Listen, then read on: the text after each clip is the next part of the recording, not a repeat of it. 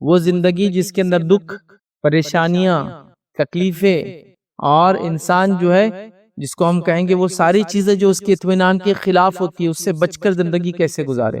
مطلب ایک خوشگوار، اچھی، بہترین دنیا کی زندگی گزارنے کا کیا اصول اور فارمولہ ہے. یہ بات میں اس لیے بھی آپ کے سامنے رکھ رہا ہوں کہ ایک بات یا ایک چیز جو کچھ لوگوں نے امت مسلمہ میں مشہور کر دی ہے، اور وہ بات یہ ہے کہ اگر دین پر آپ چلو گے تو ایک بدحالی زندگی گزارو گے، دین پہ اگر چلو گے تو ایک پریشان کن زندگی آپ کی ہونے والی طے ہے. مطلب یہ بائی ڈیفالٹ ہے، ویسے ہی ہونے والا ہے. مطلب اگر آپ دیندار ہے تو آپ کو تکلیف آنا ہے، مصیبت آنا ہے، بیماری آنا ہے، دکھ آنا ہے، تکلیف، جیل جانا ہے، پڑوسی آپ کو برے ملنے والے ہیں، اور آپ بے امنی میں زندگی گزاریں گے. نہیں، آپ کے ساتھ ہوں گے، اس لیے کہ آپ نے بولا نا آپ دین پہ چل رہے ہیں. تو کیا واقعے میں ایسا ہوتا ہے کہ دین پہ چلنے سے صرف اور صرف آزمائشیں، دکھ، تکلیفیں، پریشانیاں یہ آتی ہیں؟ جبکہ ہم دیکھتے ہیں کہ ایسا ہوا، دکھ، پریشانیاں، تکلیفیں آئی، لیکن ایمان لانے کے بعد وہ ابتدائی دور میں ہوا. جیسا کہ صحابہ کی جماعت ابتدائی دور میں پریشان تھے، لیکن نبی اکرم صلی اللہ علیہ وسلم کی دنیا کے جانے کے بعد ابوبکر صدیق کی خلافت اور عمر ابن خطاب کی جب خلافت آئی، تب اللہ نے اتنی مال و دولت نواز دیا کہ صحابہ اب سوچ رہے تھے کہیں اللہ رب العزت دنیا میں ہمیں اس چیز کا بدلہ تو نہیں دے رہا جو ہم نے اپنے نبی کے ساتھ دکھ اور تکلیفیں اٹھائی ہے. کیونکہ وہ نہیں چاہ رہے تھے کہ دنیا میں اس کا بدلہ ملے، وہ چاہ رہے تھے آخرت میں بدلہ ملے. تو مطلب ایک بہترین، باوقار، عزت والی، خوشی والی، غموں سے دور والی، بیماری سے نجات والی زندگی گزاری انہوں نے. مطلب میں جس کی کئی مثالیں دے سکتا ہوں. امن و امان کا یہ حال کہ ایک انسان اکیلا نکل جائے اور اس کو مسلم مملکت میں کہیں بھی جانا ہو تو بنا خوف اور خطر، مطلب کسی قسم کے وہ فیئر کے بغیر کہیں بھی ٹریول کر سکتا تھا. آدھی رات کوئی نہیں تھا کہ جو اس کو روک لے، کوئی نہیں تھا اس کو لوٹ لے، چونکہ امن و امان ایسا قائم ہو گیا تھا. مال و دولت کی ایسی فراوانی کہ ہر پیدا ہونے والے بچوں کو اسٹیپنڈ مل جاتا تھا. مطلب بچہ پیدا ہوا، رجسٹریشن کرایا جائے، ایوری منتھ اس کا ایک اسٹیپنڈ ملنا چالو ہو جاتا تھا. وظیفہ آتا تھا بچوں کو پیدا ہوتے ہی. مطلب اس کو بولتے سوشل سیکیورٹی. سوچ بھی سکتے ہیں آپ کہ کوئی بچہ پیدا ہو جائے اور ملک کی طرف سے وظیفہ آنا چالو ہو جائے، وہ آتا تھا. تو یہ امن و امان، سوشل سیکیورٹی، فائنینشیل سیکیورٹی، جو اکنامیکل سیکیورٹی، ہر چیز بہرحال اویلیبل تھی ان کے پاس. صحت کا وہ عالم، اتنی اچھی صحتیں کہ دنیا سے صحت کے ساتھ ہی لوگ جا رہے ہیں. یہ سننے میں نہیں آ رہا ہے کہ پریشان تھے، علیل تھے، سال بھر یہ تھے، وہ تھے، وہ تھے. بس صحت کے ساتھ ہی تھے، عمر ہو گئی تھی، اب چلے گئے. صحت بھی دی اللہ نے، امن و امان بھی دی اللہ نے، مال و دولت بھی دی اللہ نے، عزت اور وقار. مطلب عزت اور وقار کا یہ عالم کہ ایک خاتون نے ایک بار جو ہے جس پہ رومی حکومت نے ظلم کیا تو عباسی خلیفہ نے ایک فوج تیار کی اور وہ فوج لے کے اس نے چڑھائی کی، اس عورت کو بھی آزاد کیا. اور اس بادشاہ کو جو ایک نصیحت ملی کہ نہیں، کسی مسلمان کے ساتھ ایسا ظلم آپ نہیں کر سکتے، کوئی عورت ہو چاہے کوئی مرد ہو. ایک انسان پہ ظلم ہوا تو پورے ملک نے دوسرے ملک پہ چڑھائی کر دیا. تو یہ عزت کا سمجھے نا. مطلب آج یہ ہے کہ آپ کسی گلی سے چلے جائے اور آپ کے کھانے پینے کے نام پر آپ کو قتل کر دیا جائے بھی تو آپ کی کوئی مسئلہ نہیں. مطلب وہ قتل ہو جائیں گا، وہ لوگ جیل میں جائیں گے، لیکن پھر باعزت بری بھی ہو جائیں گے، ان کو پھول و ہار بھی پہنائے جائیں گے، ان کا ستکار بھی ہوگا اور وہ بڑے بڑے پوزیشنز پہ چلے جائیں گے. تو یہ آپ کے زندگی کا جسے کہیں گے ویلیو ہے. آج یہ سب آپ محسوس کر رہے ہیں نا دھیرے دھیرے کر کر. اب تو دکانوں میں بھی کہا جا رہا ہے آپ آ سکتے اور آپ نہیں آ سکتے ہیں. تو بہرحال یہ حالات ہے.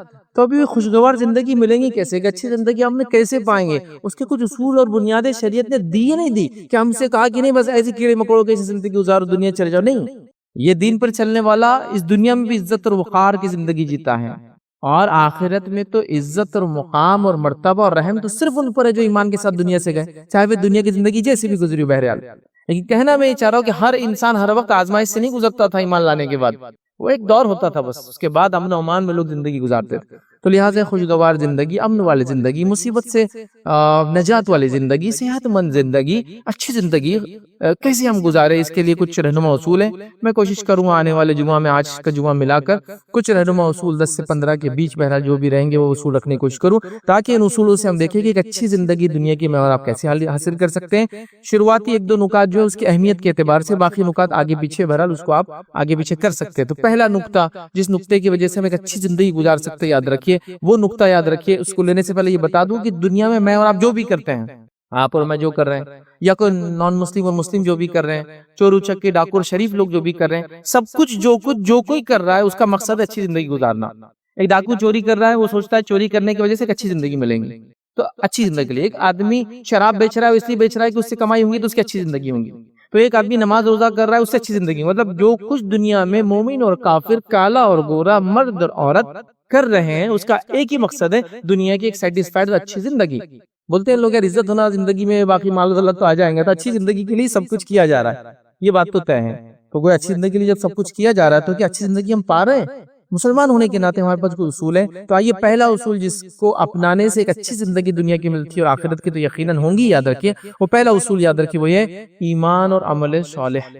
ایمان اور عمل صالح یہ پہلا اصول ہے جس کو اپنانے کے بعد دنیا کی بہترین زندگی ملتی ہے، امن و امان کی زندگی ملتی ہے، بیماری سے نجات والی زندگی ملتی ہے، پریشانی سے نجات والی زندگی ملتی ہے، اور ایک انسان اچھی دنیا گزارتا ہے اور آخرت میں کامیابی حاصل کرتا ہے۔ پہلا اصول ہے ایمان اور عمل صالح، یہ بنیادی اصول یاد رکھیں۔ مطلب ایمان کو چھوڑ کر، نیک اعمال کو چھوڑ کر ہم مسلمان صرف نام کہنے سے دنیا کی اچھی اور آخرت کی اچھی زندگی نہیں گزار سکتے ہیں۔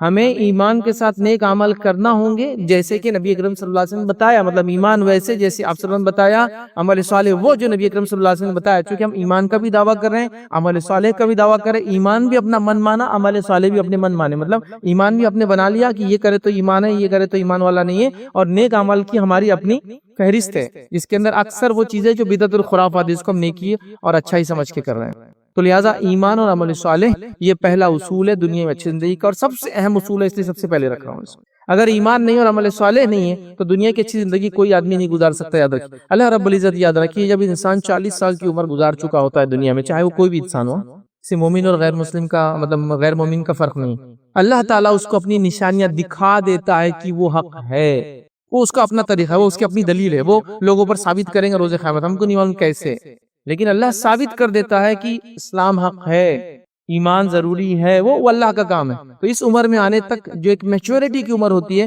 اللہ لوگوں کو بتا دیتا ہے حقیقت کیا ہے، اور سب کو پتا، یاد رکھیے حقیقت کیا ہے۔ کہیں نہ کہیں دل میں بات آتی ہے کہ یار حق تو یہ ہو سکتا، امن تو یہ ہو سکتا، سچا راستہ تو صرف یہی ہو سکتا ہے۔ خیر ہم تو مسلمان ہیں، تو بہرحال آنکھی کھولی اس میں کہ ایمان اور نیکی کی بات ہو رہی ہے، گھر میں قرآن پڑھا جا رہا ہے، کانوں میں اذان دی جا رہی ہے، پیدا ہوتے ہیں، یہ ساری چیزیں بہرحال ٹھیک ہے۔ تو لہٰذا ایمان اور عمل صالح یہ سب سے اصل چیز ہے۔ اللہ رب العزت قرآن میں فرماتا ہے، سورہ نحل سورہ نمبر 16 آیت نمبر 97 میں اللہ فرماتا اور کہتا ہے، من عمل صالحا من ذکر او انثى وهو مؤمن فلنحيينه حیاة طیبہ ولنجزینهم اجرهم بأحسن ما كانوا يعملون۔ اللہ فرماتا اور کہتا ہے کہ جو کوئی ایمان لائے، من عمل صالحا، جو کوئی ایمان لائے، من ذکر او انثى، چاہے وہ مرد ہو چاہے عورت ہو، کیا فرماتا اللہ، وہو مومن، لیکن وہ ایمان والا، تو اللہ فرماتا فلنحيينه حیاة طیبہ، تو اس کو ہم دنیا کی بہترین زندگی عطا کرتے ہیں۔ جو کہ اللہ فرما رہا ہے نیک اعمال کرے، چاہے مرد ہو چاہے عورت ہو، بشرط ہے کہ وہ ایمان والا ہو، مطلب ایمان کے بعد ہی نیکی اور نیک عمل قبول ہوتے ہیں، بشرط ہے کہ ایمان والا ہو، تو ہم اس کو بہترین دنیا کی زندگی عطا کرتے ہیں۔ پھر اللہ نے فرمایا وَلَنَجْزِيَنَّهُمْ أَجْرَهُمْ بِأَحْسَنِ مَا كَانُوا يَعْمَلُونَ، اور پھر فرمایا زندگی عطا کرتے ہیں اور ان کے نیک اعمال کا بہترین بدلہ ضرور بھی ضرور دیں گے۔ یہاں دوسری بار جو بدلہ دینے کی بات ہو رہی ہے آخرت کا بدلہ ہے، تو دنیا کی بہترین زندگی دیں گے اور نیکی کا بہترین اجر دیں گے قیامت کے دن۔ تو جو کوئی ایمان والا ہو، نیک عمل کرتا ہو، اس سے اللہ کا وعدہ ہے دنیا کی بہترین زندگی کا، اور آخرت میں جو دنیا میں کیا اس کے بہترین بدلے کا۔ تو یہ پہلا اصول ہے، یاد رکھیں۔ تو ہمیں ایمان لانا جیسا اس کا حق یاد رکھیے، وہ کیسا ہے؟ الحمدللہ ہم پچھلے کئی جمعہ میں شرک کے تعلق سے اور جو ایمان کے خلاف چیزیں جاتی ہیں، مرتد کے تعلق سے، اور کئی باتیں ہم نے الحمدللہ دیکھی تھی کہ وہ لوگ جو ہمیشہ جہنم میں جلیں گے، وہ لوگ جن کے اعمال برباد ہو جاتے ہیں، شرک کی حقیقت کیا ہے، توحید کیا ہے، وہ سب دیکھ چکے ہیں۔ تو لہٰذا ایمان لانا جیسا اس کا حق ہے، یہ پہلا اصول ہے۔ اور اس کے بعد ایک ہی آیت میں کہا کہ نیک عمل کرے ایمان کے ساتھ، تو مرد ہو چاہے عورت ہو، اللہ اس میں تمیز نہیں کرتا ہے، تو وہ دنیا کی اچھی زندگی پائیں گا، آخرت کی اچھی زندگی پائیں گا۔ اب بتائیے میں اور آپ کیا دنیا کی اچھی زندگی پا رہے ہیں؟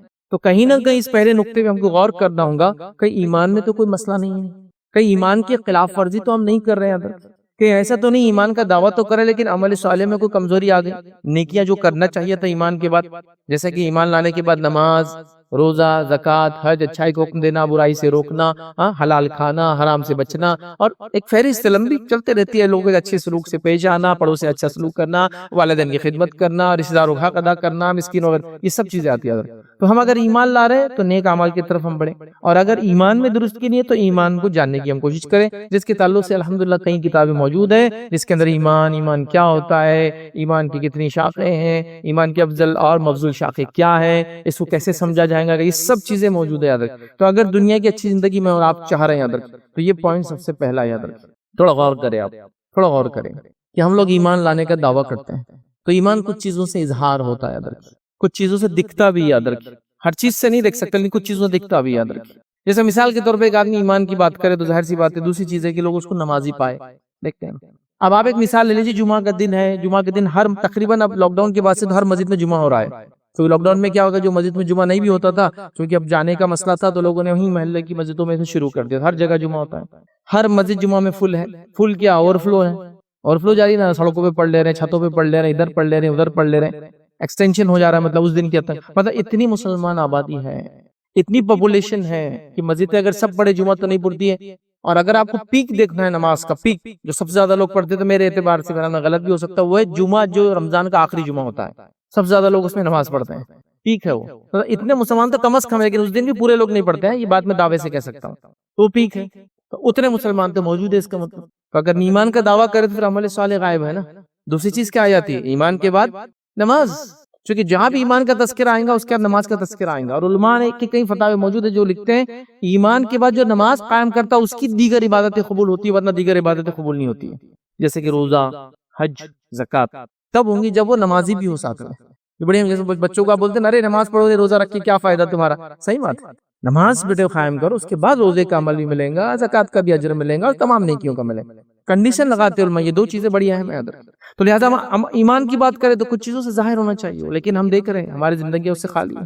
تو لہٰذا پہلی چیز یاد رکھیے وہ ہے ایمان لائے اور نیک اعمال کرے, اور مختلف چیزیں یاد رکھیے نیک اعمال کے اندر جو بھی ہوتی ہے یاد رکھیے وہ کرے, جس میں نماز ہے, روزہ ہے, زکوٰۃ ہے, حج ہے, اور دیگر باتیں جو میں نے آپ سے کہی, تمام چیزیں اس کے اندر شامل ہے. اگر ہم ایمان نہیں لائے جیسا اس کا حق ہے تو دنیا کی ایک اچھی زندگی تو ہو ہی نہیں سکتی, اور آخرت میں نجات تو بھول ہی جائیے پھر. اس لیے کہ ایمان میں جس کی گڑبڑ ہو جائے, خلل ہو جائے, کمزوری آ جائے, بگاڑ آ جائے, اس کے لیے نجات نہیں ہے, اس کے لیے کوئی سکسیس نہیں ہے اس دنیا اور آخرت میں. ہاں دنیاوی اعتبار سے کبھی کوئی دنیا کے سٹینڈرڈز پہ ہو سکتا ہے, آپ بولے کہ یار ایمان والا تو نہیں تھا لیکن اچھی زندگی گزار لیا, کہ دولت تھی, مال تھا, بیوی بچے تھے, سب کچھ تھا, لیکن یہ آخرت میں نجات کا ذریعہ نہیں بننے والا, یہ دنیا میں رہ جانے والے. تو آخرت میں نجات کے لیے ایمان صحیح ہونا ہمارے لیے ضروری ہے. لہٰذا ہم یاد رکھیں اپنی من مانی زندگی گزار کر دنیا میں امن اور امان نہیں پا سکتے, اچھی زندگی نہیں پا سکتے, اور آخرت میں نجات تو پا ہی نہیں سکتے. تو لہٰذا ہم کو سب سے پہلے کرنا ہے, جس میں سب سے اول توحید پہ ہم کو قائم رہنا ہے, اور توحید کے بعد نماز, روزہ, زکوٰۃ, دیگر جو چیزیں آتی ہے اس پہ ہم کو قائم رہ کر اپنے آپ زندگیوں کو اس طرح گزارنا ہے, تبھی جا کے یاد رکھیں ہم کامیاب ہو سکتے. یاد رکھیں. اسی کے ساتھ ساتھ میں یہ کہوں گا, جب میں نیک اعمال کی بات کر رہا ہوں تو چونکہ دونوں بات آیت کے اندر آئی کہ جو نیک اعمال کرے, چاہے مرد ہو عورت ہو, وہ ہو مومن, تو نیک اعمال کی بات ہو. نیک اعمال وہی ہوتا ہے جو نبی اکرم صلی اللہ علیہ وسلم کے طریقے بھی کیا جائے. نیکی آپ اپنے ڈھنگ سے نہیں کر سکتے, یہ بات بھی بتانا ضروری, چونکہ لوگوں نے نیکی کے بڑے عجیب و غریب طریقے نکال دیے. ہم چھوٹے تھے, مسجدوں میں کبھی جاتے تھے تو مسجد میں کچھ چارٹس ہوتے تھے. الحمدللہ آج کل وہ چارٹس نہیں دکھتے ہیں, چونکہ اب نوجوان سوال کرتے ہیں. چارٹس ہوتے تھے, ایسے ایسے چارٹس, عجیب و غریب اعمال اور ایسے ایسے بینیفٹس کہ اس چھوٹے ذہن سے ہم جب سوچتے تھے تو ہم کو لگتا تھا یہ عمل کر کے نجات ہے. نماز پڑھنے والے تو خامخواہ اس سے محنت کر رہے ہیں کہ بھائی آپ اگر نماز, جمعہ کی نماز کے بعد یہ درود ایک بار پڑھ لے تو 80 سال کے گناہ معاف ہو جاتے ہیں. ایک چھوٹا بچہ تو سوچتا ہے یار شارٹ کٹ تو یہ دکھ رہی کہ نماز پڑھ لو جمعہ کی اور یہ درود پڑھ لو تو 80 ماہ, پھر باقی ہفتہ نماز پڑھنے کی کیا ضرورت, کیونکہ وہ 80 سال کے گناہ معاف ہو جا رہے ہیں. ٹیئرز کی تو لائف بھی نہیں دیکھ رہی ہم کو.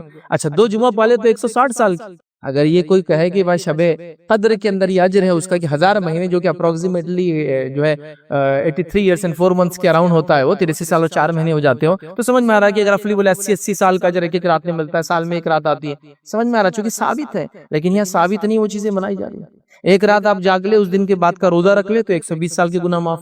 اب 120 سال لائف کس کی ہوتی ہے نا. یہ سب موضوع روایتیں ہیں کہ جو 15 شعبان کی رات پالے, اس رات جاگ لے, صبح کا روزہ رکھ لے, 120 سال کے گناہ معاف.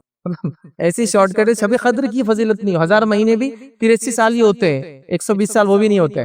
تو عجیب و غریب چیز ہے. تو عمل صالح کے لیے کنڈیشن ہے نبی اکرم صلی اللہ علیہ وسلم سے وہ چیز کا ثابت ہونا, اس کے اصول موجود ہونا یاد رکھیں, ورنہ پھر کیا ہوگا, ہم منمانی کریں گے. یاد رکھیں, اور یہ مزاج ہمارا بہت بن چکا ہے. یاد رکھیں, امام مالک رحمہ اللہ کا زمانہ ہے, ایک شخص آیا اور آ کر کہنے لگا کہ اگر میں عیدگاہ میں نماز پڑھتا ہوں اور عیدگاہ میں عید کی نماز پڑھتا ہوں تو اس سے پہلے 2 رکعت پڑھ لیے تو کیسا ہے.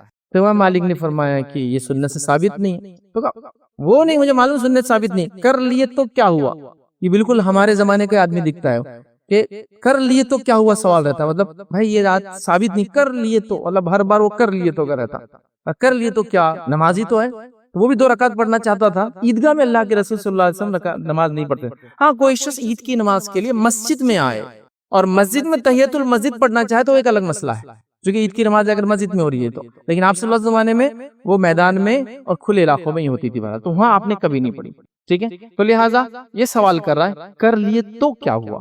تو امام مالک رحمہ اللہ نے بڑا پیارا جواب دیا، قرآن کی ایک آیت پڑھ کے سنائی، وہ آیت میں آپ کے سامنے رکھتا ہوں، سورہ نور آیت نمبر 63 کا ایک پارٹ ہے، وہ پڑھ کے سنائی۔ انہوں نے کہا فَلْيَحْذَرِ الَّذِينَ يُخَالِفُونَ عَنْ أَمْرِهِ أَن تُصِيبَهُمْ فِتْنَةٌ أَوْ يُصِيبَهُمْ عَذَابٌ أَلِيمٌ۔ یہ آیت انہوں نے پڑھ کے سنائی جب اس نے یہ سوال کیا کر لیے تو کیا ہوا؟ ٹھیک ہے آپ سے نہیں کیا لیکن میں کر لوں تو انہوں نے یہ آیت پڑھی، حالانکہ نماز کا سوال تھا، اس کا ترجمہ ہے لہٰذا جو لوگ اس رسول کے حکم کی مخالفت کرتے ہیں، کیونکہ رسول نے وہ کام نہیں کیا، نماز پڑھی 2 رکعت عید سے پہلے، تو لہٰذا جو لوگ رسول اللہ صلی اللہ علیہ وسلم کی مخالفت، حکم کی مخالفت کرتے ہیں، انہیں اس بات سے ڈرنا چاہیے کہ کہیں وہ کسی مصیبت میں گرفتار نہ ہو جائے اور کہیں ان کو کوئی دردناک عذاب آ کر نہ پکڑ لے۔ جو اس نبی کی مخالفت کریں گا کوئی مصیبت نہ آ جائے یا کوئی دردناک عذاب نہ آ جائے، انہیں ڈرنا چاہیے۔ تو امام مالک نے آیت پڑھ کے اس کو سنا دی، اس کی عقل ٹھکانے آگے وہ چلا گیا۔ تو آج ہی ہم کر لیے تو کیا ہوا، ہاں یہ بھی تو نیکی ہے نا، ایسا کر لیے تو کیا ہوا ہے نا، اور الٹے سوالات رکھے، مطلب آپ صلی اللہ علیہ وسلم نماز ایسی پڑھی نہیں، ایسا پڑھ لیے تو کیا ہوا، مطلب ایک بالکل نیا ہے۔ تو خیر چلیے میں ایک اصولی بات آپ کو آج بتا دیتا ہوں، اس بات کو آپ ذہن نشین کر لیں تو ہمیشہ لائف میں آپ کو بینیفٹ فائدہ ملے۔ اصولی بات کیا ہے؟ عبادت میں صرف وہ کام کرنا ہے جو بتایا گیا ہے، باقی سب منع اور حرام ہے، یہ اصول ہے۔ عبادت میں صرف وہ کرنا ہے جو بتایا گیا ہے، باقی سب جو چیزیں ہیں وہ ناجائز ہوں گی اور حرام ہوں گی، یاد رکھیں۔ مطلب کوئی اگر سوال کرے کہ میں نماز پڑھوں تو ہاتھ کو ایسا باندھوں پیچھے، تو پھر کیا ہوں گی کہ نماز میری قیام میں نہیں، ٹھیک ہے آپ صلی اللہ نے کیا ہوں گی کیا؟ تو عبادت میں وہی کرنا ہے جو بتایا گیا، باقی منع ہے، اور دنیا میں انہی کاموں سے بچنا ہے جس سے منع کیا گیا، باقی سب حلال ہے۔ مطلب شریعت میں عبادت میں جو چیز بتائی گئی وہی کرنا ہے، باقی حرام ہے، اور دنیا کے معاملات میں جن چیز سے منع کیا ان سے رکنا ہے، باقی سب حلال ہے۔ جیسے کہ کمائی میں کیا چیز حرام ہے؟ سود، باقی سب حلال ہے۔ وضو کن چیزوں سے ٹوٹتا؟ اتنی چیزیں، باقی سب سے وضو نہیں ٹوٹتا۔ تو شریعت نے وہ نہیں بتایا کہ جام کھانے سے وضو نہیں ٹوٹتا، آم کھانے سے وضو نہیں ٹوٹتا، دودھ پی لے تو وضو نہیں ٹوٹتا، پیدل چلے تو وضو نہیں ٹوٹتا، ضرورت نہیں، کن سے ٹوٹتا بتا دیا، سمپل۔ تو دنیا کے معاملات اور دین کے معاملات، دین میں جو بتایا گیا وہ کرنا ہے، اور دنیا میں جس سے روکا گیا اس سے رکنا ہے، باقی دنیا میں سب حلال اور باقی ہے سب حرام۔ تو یہ اصولی بات۔ تو اب آپ رات کو جاگ کر عبادت کر رہے ہیں، بتایا گیا ہے کہ نہیں؟ دنیا میں صرف جو چیز سے منع کیا گیا، جیسا کہ جو بھی چیزیں، میں نے کمائی کے اندر سود کی بات کر لی، بات چیت کے اندر جھوٹ نہ بولے، دھوکہ نہ دے، باقی سب حلال ہے، پھر باقی سب باتیں حلال ہوں گی آپ کی۔ تو یہ اصولی بات ہے۔ اب یہ اصول کو چھوڑ کے ہمارا کر لیے تو کیا ہوا؟ تو نبی اکرم صلی اللہ علیہ وسلم کے طریقے پہ جو عمل کریں گے وہی نیک عمل کہلائیں گے، تو لہٰذا ہمیں ایسے دوسرے تمام کاموں سے بچنا ہے۔ آئیے دوسری چیز یاد رکھیں، جو اصولی بات ہوں گی دنیا کی بہترین زندگی کے لیے، وہ ہے نماز۔ یہ اہمیت کے اعتبار سے دوسرا پوائنٹ ہے، اور یہ واقع میں اہمیت کے اعتبار سے سیکنڈ ہے، چونکہ ایمان کے بعد سب سے اصل چیز ہے نماز۔ نماز کی کیا اہمیت ہے میں سمجھتا ہوں بتانے کی کوئی مجھے ضرورت نہیں ہے۔ نبی اکرم صلی اللہ علیہ وسلم کا زمانہ ہے، کوئی شخص ایمان لاتا ہے، ایمان لاتے ہی آپ صلی اللہ علیہ وسلم کیا کرواتے اس کو؟ ایمان لاتے دوسرا کام سب سے پہلے اس کو نماز پڑھواتے ہیں۔ کچھ روایتوں میں نماز سے پہلے کچھ اعمال ہے، کسی سے کہا غسل کر کے آ جا، کسی سے کہا دور جہالت کے بال نکال کے آ جا، مطلب زیر ناف کے بال وغیرہ نکال لے، تو وہ جاتا تھا زیر ناف کے بال نکالتا تھا، جو ایکسٹرا وہ لوگ زمانے میں شاید بال نہیں کاٹتے تھے، جو وہ کرتا تھا غسل لیتا تھا، آ جاتا تھا، نماز پڑھ لیتا تھا۔ لیکن نماز پڑھوائے تو وہ ایک انسان اسلام قبول کرتا ہے، تو قبول کرتے ہیں نماز آگے، اس کے بعد اس کو کوئی چانس نہیں گیا کہ ٹھیک ہے اب جاؤ 8 مہینے 9 مہینے 10 مہینے 11 مہینے 1 سال 2 سال کی نماز سیکھو، کوشش کرو، پھر آگے تو پھر پڑھنا چاہیے، نہیں، ایمان قبول کرتے اس کو نماز پڑھوائی جا رہی ہے، بالکل سیکنڈ نمبر۔ کتنا ہے میں اس سے میں سمجھتا ہوں، خالی بتانے کے لیے بات کر رہا ہوں، ایمان قبول کیا کہ نماز پڑھنا ہے اس کو، اور یہ ہر اس میں کہ وہ شخص آئے انہوں نے وہ کیا آپ سے کہا جاؤ غسل لو نماز پڑھو، جاؤ فلاں کرو نماز پڑھو، پھر گھر جاؤ فلاں کرو، یہاں اور نماز پڑھو، تو نماز فوراً آ جاتا ہے۔ ایمان لاتے ہی اب کوئی چارہ اس کے لیے نہیں بچا سوائے اس کے کہ اس کو نماز قائم کرنا ہے۔ ابھی کتنی افسوس کی بات ہے، دنیا کی بہترین زندگی، بیماریوں سے نجات ہم چاہتے ہیں، پریشانیوں اور دکھوں سے نجات چاہتے ہیں، فائنینشیل برڈنز جس کو کہیں گے ہم، مالی جو ہمارے پہ بوجھ ہو چکا ہے اس سے نجات چاہتے ہیں، اور رب کے سامنے ہم سجدہ ریز نہیں ہوتے ہیں، نماز قائم نہیں کرتے۔ دوسرا اصول ہے دنیا کی اچھی زندگی پانے کا، چونکہ جن لوگوں نے اس اصول کو اپنایا تھا اپنی زندگی میں، یاد رکھیں جو اللہ کے سامنے جھکے تھے دنیا ان کے سامنے جھکی ہے، یہ تاریخ اس کی گواہ ہے۔ جو رب کے سامنے جھکے دنیا ان کے سامنے جھکنے سے مراد یہ نہیں کہ سجدہ کی، جھکنے سے مراد یہ کہ ان کی ماننا پڑی دنیا کو۔ اب ہم رب کے سامنے نہیں جھک کر پھر جہاں جہاں بھی جس جس کو منانا چاہیں گے وہ چاہے تو مانے چاہے تو نہ مانے، ذلیل تو ہر جگہ ہونا ہے، لیکن رب کے سامنے جھکنے والوں کا معاملہ ایسا ہوتا ہے، یاد رکھیے کہ وہ دنیا ان کے سامنے جھکتی ہے۔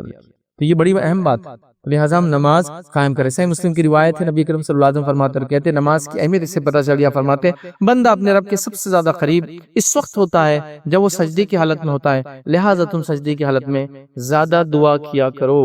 مطلب رب سے سب سے قریب ہونے کا طریقہ کیا ہے؟ نماز، اور نماز میں سجدے میں سب سے قریب ہوتا ہے، تو یہ بتانا چاہ رہے سب سے قریب، تو مطلب اللہ سے قربت حاصل کرنے کا طریقہ بھی نماز کے ایک رکن کے اندر ہے، سجدہ، لہٰذا اس میں دعا کرو۔ اس کا معنی یہ نہیں جو ہمارے پاس عام طور سے میں نے دیکھا لوگ نماز پڑھتے ہیں، نماز پڑھنے کے بعد ایک سجدہ کرتے ہیں اور ہاتھ یوں رکھ کے سجدہ کرتے ہیں، سجدہ ایسا کرتے ہیں نا، ہاتھ رکھے ہوں تو ہاتھ یوں رکھ کے کرتے ہیں، تو وہ بولتے ہیں دعا کا سجدہ ہے۔ دیکھا آپ یہ لوگ سجدہ کرتے ہیں، یہ معنی نہیں اسے، نماز کے اندر جو سجدہ ہے اس میں دعا کیجیے، آپ تسبیحات پڑھ لیجئے جو ہے سجدے کی، اس کے بعد عربی کے اندر دعائیں کیجئے جو آپ سے ثابت ہے۔ صرف رکوع اور سجدے میں ایک چیز منع ہے جو آپ سے منع کی، وہ یہ ہے کہ رکوع اور سجدے میں قرآنی آیتیں آپ نہیں پڑھ سکتے، یاد رکھیں اللہ کے رسول نے فرمایا رکوع اور سجدے میں قرآنی آیتیں نہیں پڑھی جائیں گی، ٹھیک ہے، وہ قیام میں صرف، تو آپ دعائیں جو آپ سے ثابت ہے وغیرہ کر سکتے ہیں، حتیٰ کہ اگر نفل نماز آپ پڑھ رہے ہیں تو آپ علماء لکھتے ہیں اپنی زبان میں بھی دعا کر سکتے تسبیحات کی بعد سجدے کی، تو بہرحال اپنی زبان میں کیجیے، عربی والی کیجیے، کوئی مسئلہ نہیں، وہاں آپ کر سکتے ہیں۔ تو گویا اللہ سے سب سے قریب ہونے کا طریقہ بھی نماز کا ایک رکنی ہے، سب سے زیادہ بندہ نماز میں سجدے کی حالت میں اللہ سے قریب ہوتا ہے۔ تو لہٰذا اس سے پتہ چلا کہ اللہ سے ہم کو مانگنا ہے، اللہ کے سامنے گر گڑانا ہے، اللہ کے سامنے ہبکا کرنا ہے، کوئی چیز دنیا اور آخرت کی نجات ہم چاہتے ہیں تو ہمیں نماز قائم کرنا پڑیں گے، چونکہ سجدہ نماز میں ہی آتا ہے، یہ بڑی اہم چیز ہے یاد رکھیں۔ لہٰذا اگر ہم نمازوں سے ہی دور ہے تو باقی کیسے ہم فائدہ حاصل کر سکیں گے، جبکہ اللہ رب العزت قرآن میں کیا فرمایا؟ شروعات میں نے خطبے کے اندر یہ آیت تلاوت کی، اللہ فرماتا ہے یا ایھا الذین آمنوا استعینوا بالصبر والصلاۃ، اے وہ لوگوں جو ایمان لائے ہو اللہ سے مدد طلب کرو صبر اور نماز کے ذریعے، ان اللہ مع الصابرین، یقینا اللہ تعالیٰ صبر کرنے والوں کے ساتھ ہے۔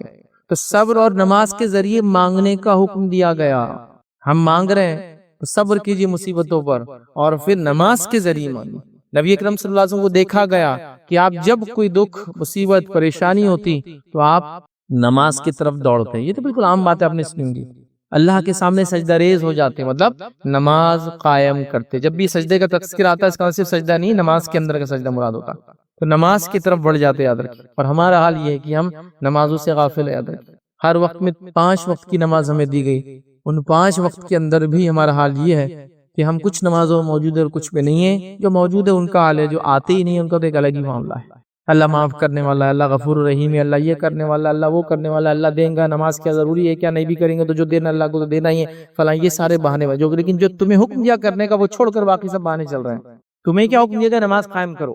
اللہ غفور رحیم ہے، ٹھیک ہے، لیکن تم کو حکم کیا ہے؟ غفور رحیم تب ہے جب تم یہ کر کے آؤ، تو تم کیا بول رہے ہیں؟ وہ غفور رحیم ہے، تو لیکن اسی نے کہا کہ نماز قائم کرو، وہ پارٹ چھوڑ کے دوسرے پارٹ پہ ڈسکشن چالو ہے۔ تو اللہ کے لیے اگر دنیا کی بہترین زندگی ہم چاہتے ہیں تو ہم نمازی بن جائیں۔ خالی ایک میری بات کو سنیے، ایک مثال کے طور پر سمجھنے کے لیے، خالی ایسا سمجھیے کہ قوم ہے وہ جاگتی ہے یا سو رہی ہے، دیکھو جاگتی سو رہی بول تو بستر پہ سونے والی سلیپ وہ نہیں بول رہا ہوں میں، قوم باشعور ہے، قوم سمجھدار ہے، قوم دنیا کو جانتی ہے، یہ قوم کو الو نہیں بنایا جا سکتا ہے نا، جاگ رہی اس سینس میں، تو قوم جاگ رہی ہے اور سو رہی ہے، اس کا پیمانہ اگر خالی آپ کو لگانا ہے تو آپ اندازہ لگائیے، ایک سوچی خالی کہ ایک ایسی بستی اور ایسا علاقہ جہاں سارے مسلمان نماز پڑھتے ہیں، ہر وقت کی نماز پڑھتے ہیں، قوموں پر کیا تصور رہیں گا ایسی قوم کا جو آدھی رات کو بھی جو ہے مسجد کی طرف جا رہی ہے، دن میں بھی مسجد کی طرف جاتی ہے، رات ہونے پر بھی مسجد کی طرف جاتی ہے، یہ قوم کے بارے میں وہ سونے والی قوم تصور بھی کر سکتے ہیں کبھی؟ وہ سمجھ جائیں گے قوم جاگ رہی ہے۔ جب یہ نمازوں میں اتنے جمع ہو جاتے دیکھو اس پہ کتنے جمع ہو سکتے ہیں، دوسروں کو بتائیے کہیں جمع نہیں ہو سکتے، جب اپنے رب کے سامنے جمع نہیں ہو سکتے دنیا میں اور کہاں جمع ہوں گے؟ چونکہ دنیا میں بہت ساری چیزیں منوانے کے لیے آپ کو اپنی تعداد، اپنے سر بھی جوڑنا پڑتے، چونکہ دنیا کے اکثریت علاقے کے اندر ابھی ڈیموکریسی چلتی ہے، ڈیموکریسی جمہوریت کے اندر سر گنے جاتے ہیں، مطلب اگر ایک جگہ 100 لوگ ہیں، 100 سر گننے مطلب 100 سر ہے، اور کسی کہا کس کو چننا ہے، اور ایک طرف جو ہے 51 لوگوں نے ایک انسان کو چن لیا، اور ایک طرف 49 لوگ ہیں جو اس کو چننا نہیں چاہ رہے، تو وہ چن کے آ جائیں گا، حالانکہ 49 گھوڑے ہیں اور 51 گدھے ہیں، تو بھی وہ چن کے آ جائیں گا، حالانکہ ایک گھوڑے کے مقابلے میں 100 گدھے بھی برابر نہیں ہو سکتا، لیکن سروں کا ہے نا، کوانٹٹی کا معاملہ ہے، سر گنے جائیں گے تو سروں کے اعتبار سے تو وہ 51 گدھے جیت کے لا لیں گے اس کو جتا کر، سروں کا معاملہ ہے۔ تو آپ دیکھیے قوم فجر کے اندر جاتی ہے اور اسی حال میں جاتی ہے جمعہ بھر کے ہمارا، چونکہ تعداد اتنی ہے نا. تو اب قوموں کا حکومتوں کا آپ کی طرف تصور کیسا ہوگا؟ مجھے صرف اتنا بتائیے، قوم سو رہی ہے یا قوم جاگ رہی ہے؟ آپ کے خلاف منصوبہ بند ہونے کے لیے ان کو آپ کے خلاف کوئی کام کرنے سے پہلے 100 بار سوچنا پڑے گا. 500 دیکھیں مسجد میں یوں جمع ہو جاتے تھے، فجر میں جمع ہو جا رہے یار، عشاء میں جمع رہتے یہ لوگ. آپ سمجھ رہے ہیں؟ تو اللہ نے جو عبادتوں کو آپ کو دیا ہے، اس کے اخروی کئی فائدوں کے ساتھ ساتھ میں کہہ رہا ہوں لا تعداد دنیاوی فائدے بھی اس کے اندر موجود ہے. لا تعداد دنیاوی فائدے بھی موجود ہے، بتانے کا بہرحال وقت نہیں. آئیے میں صرف آپ کو ایک نفل نماز کا فائدہ بتاتا ہوں کتنا ہوتا ہے. جو میں کہہ رہا ہوں نماز دوسرا اسے نفل نماز، فرض تو سبحان اللہ زندگی بھر کی نفل بھی ایک فرض کی برابری نہیں کر سکتی. یاد رکھیے فرض فرض ہی رہتا ہے ہمیشہ، یہ بات یاد رکھیے. ایسا پورے دنیا کی ایمان والے بھی مل جائے تو ایک نبی کے مقام کو نہیں پہنچ سکتے. نبی نبی ہی ہوتا ہے آخر، یہ ان کا مقام ہوتا ہے، ان کا ایمان اتنا بلند ہوتا ہے اور ایسی شخصیات ہوتے ہیں کہ پورے ایمان والے بھی اکٹھے ہو جاتے، ایک نبی کی برابری نہیں ہو سکتے. تو ایک فرض نماز ایک فرض نمازی ہے. تو ایک نفل کا فائدہ دیکھیے تو فرض کا تصور کیجئے، صرف سوچیے کیا ہوگا. سنیے نبی کریم صلی اللہ علیہ وسلم کی فرماتے ہیں، مسند احمد کی روایت ہے، جامع ترمذی میں روایت ہے، اور بھی روایت بہت ساری کتب حدیث کے اندر آتی ہے. آپ فرماتے اور کہتے ہیں تم رات کا قیام ضرور کیا کرو. رات کی نماز قیام اللیل، قیام اللیل نفل نماز یا نفل عبادتوں میں سب سے افضل عبادت. مطلب عبادتوں میں جو نفل عبادتیں ہیں اس میں سب سے افضل عبادت بھی ایک نماز ہی ہے جو کہ ایک نفل نماز ہے.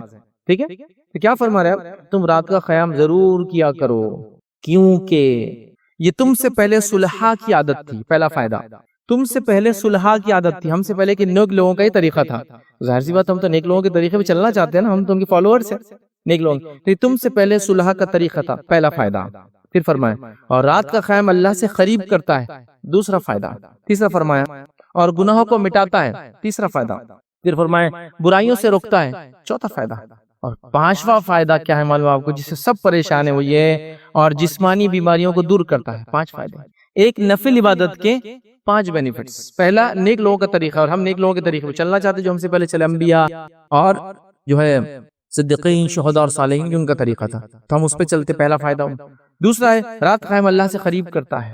مطلب ایک قوم کو اور ایک بندے کو اللہ سے قریب ہونا ہے تو رات کا قیام کرے، بڑا اسپیشل ٹائم ہے اور اللہ کو بہت پسند ہے. تو دوسرا فائدہ ہو گیا. تیسرا فائدہ گناہوں کو مٹاتا ہے. کون سا انسان ہے جو گناہ نہیں کرتا ہے؟ تو گناہ مٹانے کا سب سے بہترین طریقہ ہے. برائیوں سے دور رکھتا ہے، ہر آدمی چاہتا ہے برائیوں سے بچے، یہ عمل برائیوں سے بچاتا ہے. ایک نماز، ایک نفلی نماز ہے، یاد رکھیے بچاتا ہے. اور 5ویں چیز یاد رکھیے، ہر دوسرا آدمی پریشان ہے، یہ جسمانی بیماریوں کو دور کرتا ہے. یہاں لفظی ہے جسمانی بیماری، یہ میں معنی نہیں سمجھا رہا ہوں کو کہ اس کا ایسا ہے تو علماء نے کہا یہ یہاں لفظی ہے کہ جسمانی بیماریوں کو دور کرتا ہے. تو آج کون سا انسان ہے جو پریشانی تمام چیز اپنے گناہوں سے پریشان ہے، بری صحبت سے پریشان ہے، برے لوگوں سے پریشان ہے، بیماریوں سے پریشان ہے؟ یہ رات کی نماز ان سب سے نجات دیتی ہے، گناہوں کو معاف کرتی ہے، برائیوں سے دور کرتی ہے انسان کو، بیماریوں کو آپ سے دور کرتی ہے. کتنے بینیفٹ صرف ایک نفل نماز کے، اور یہ نماز فجر کے وقت شروع ہونے سے پہلے ہوتی ہے. اب آپ کے علاقے میں جب بھی فجر کا ٹائم شروع ہو رہا ہے اس سے پہلے یہ نماز ہوتی ہے. اس کو ہم کہیں گے عام زبان کے اندر سحر کا وقت جو ہوتا ہے نا، جب ہم اٹھتے ہیں رمضان میں، بس وہ وقت ہوتا ہے اس کا افضل وقت. پڑھنا چاہیے، کوشش کرے کہ انسان فجر کو بھی جائے اور اس سے پہلے کوشش کرے کہ یہ بھی پڑھے اور ساتھ میں اس کے فجر بھی اس کی ہو، تو اس کو اتنا بینیفٹ ملے گا. تو ایک انسان پریشان ہے، پتہ نہیں کن کن دروں پہ جا کے سر ٹیک رہا ہے کہ میرے گناہ ختم ہو جائے، اللہ مجھ سے راضی ہو جائے، میرا فلاں معاملہ بدل جائے، میری صحبت بدل جائے، میری بیماریاں دور ہو جائے.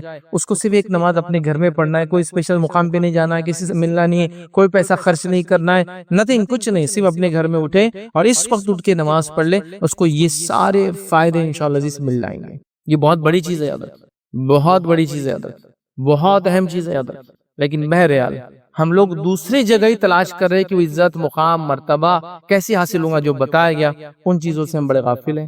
تو بہرحال آج ہم نے 2 اصول دیکھے کہ دنیا کی بہتر زندگی کے لیے سب سے پہلے ایمان اور نیک عمل، اور اس کے بعد دوسرا اصول تھا نماز. یاد رکھیے یہ 2 کام ہیں انشاءاللہ عزیز جس کے کرنے سے، جو سب سے اول سب سے اہم تھے، جو کرنے سے دنیا کی بہترین زندگی، غموں سے نجات والی زندگی، پریشانیوں سے نجات والی زندگی، سے بیماریوں سے نجات اور بیماریوں سے پاک زندگی اور ایک اچھی زندگی میں اور آپ گزار سکتے ہیں. اور ہر آدمی پریشان ہے اچھی زندگی کے لیے، خاص طور سے اقلیتیں ہمارے ملک عزیز میں اور خاص طور سے مسلمانوں سے پریشان ہیں. تو یہ طریقہ ہے اس پریشانی کو دور کرنے کا. اس کے بعد اور بھی چیزیں ہیں یاد رکھیے جو اس کے بعد جب آدمی اس میں آگے بڑھ جاتا ہے تو وہ چیزیں بھی اس کے اندر اللہ ڈال دیتا ہے فطرتیں، اس کے نتیجے میں وہ دوسرے فائدے بھی اس کے اٹھانا شروع کر دیتا ہے یاد رکھیے۔ تو لہٰذا ہمیں ان اصولوں پہ کام کرنے کی ضرورت ہے، ان پر محنت کر کے عمل کرنے کی ضرورت ہے تاکہ دنیا کی بہترین زندگی ہو اور آخرت میں بھی ہم انشاءاللہ عزیز کامیاب ہو۔ اسی پر اپنی بات کو میں ختم کروں گا۔ اللہ رب العزت سے دعا ہے کہ اللہ سبحانہ تعالیٰ ہم تمام کو دنیا کی ایک بہترین زندگی عطا فرمائے، ہم تمام کو دکھوں سے، غموں سے، بیماریوں سے، پریشانیوں سے جو ہے نجات عطا فرمائے۔ اللہ رب العزت ہمیں ہمارے لیے دین پہ چلنا آسان کرے، جب تک زندہ رکھے اسلام اور ایمان پر زندہ رکھے، خاتمہ ایمان پر ہو۔ وآخر دعوانا الحمد للہ رب العالمین۔ سبحان ربک رب العزت عما یصفون۔